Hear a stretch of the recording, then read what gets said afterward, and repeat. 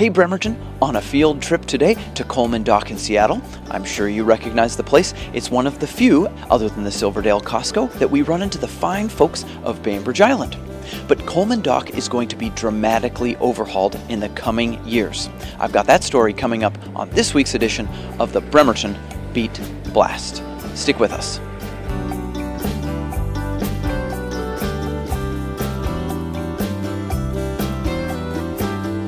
Welcome back to this edition of the Bremerton Beat Blast, sponsored by the Admiral Theater. Story number one today: in just a few short years, Coleman Dock in Seattle will be completely transformed.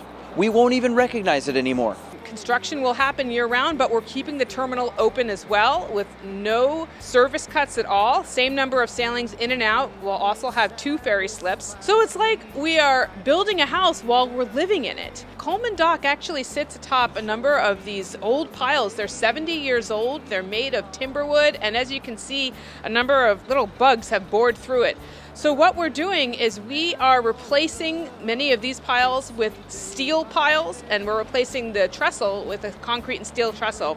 It's going to make it a lot safer in earthquakes, and at the same time we're improving mobility for pedestrians, bicyclists, and vehicles, making this truly a multimodal facility. Today the terminal building faces east-west, and the new building will face north-south. Oh, and that's not the only thing we can look forward to on the Seattle side of the water. The Alaskan Way Viaduct will also be closing probably in November of this year, and the Alaska Way Tunnel opening at the start of next year. All in all, it means that we'll probably need to make sure we pack plenty of patience when we are going to and from Coleman Dock in the coming years ahead.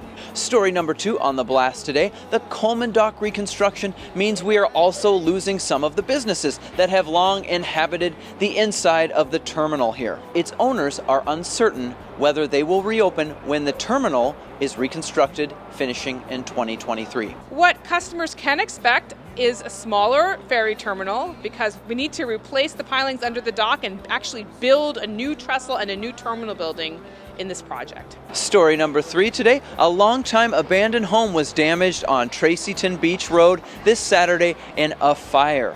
A squatter evidently was seeking retaliation when he started the blaze, and that person has been charged in Kitsap County Superior Court with first-degree arson.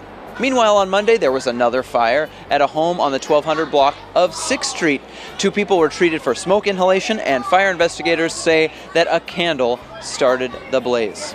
Story number 4 today: one of the most famous and pristine properties in all of Bremerton has been sold.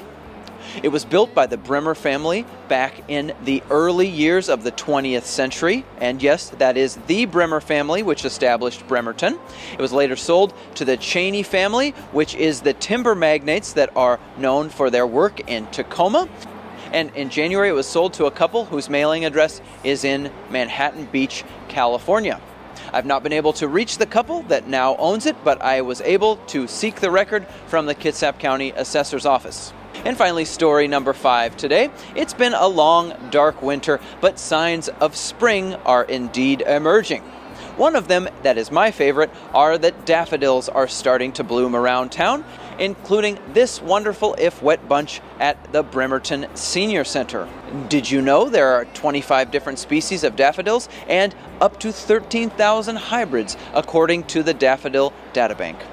That's our show for this week. Enjoy the rest of your week, Bremerton.